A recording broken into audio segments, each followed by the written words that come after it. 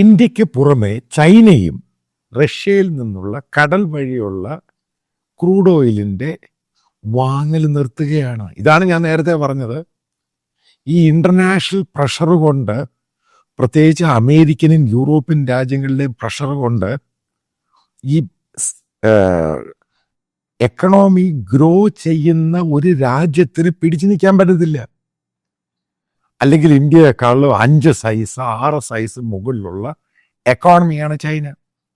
റഷ്യയുമായിട്ട് കാലാന്തരങ്ങളായിട്ട് ഡീക്കേഡായിട്ട് അവർ oil വാങ്ങുന്ന, crude oil വാങ്ങുന്ന. എന്തുകൊണ്ടാണ് അമേരിക്കൻ യൂറോപ്യൻ സാങ്ഷൻ പേടിച്ച എന്താണ് ചൈന നിർത്താൻ പോകുന്നത്? പക്ഷേ ചൈനയിൽ നിങ്ങൾ മനസ്സിലാക്കണം, ചൈനയും റഷ്യയും തമ്മിൽ പൈപ്പ് ലൈനിൽ കൂടെ ഇത് വരുന്നുണ്ട്, ക്രൂഡ് വരുന്നുണ്ട്. ഏകദേശം 9 ലക്ഷം ബാരല്. അത് നിർത്തുന്നില്ല. കാരണം ചൈനയ്ക്ക് ആവശ്യം. കാരണം ആ ഭാഗം മുഴുവനും എനർജി സപ്ലൈ എന്ന് പറഞ്ഞ പൈപ്പ് ലൈനില്ല. അതിന് അമേരിക്ക അനുവാദം കൊടുത്തു. അത് ചൈനയ്ക്ക് പോകാം.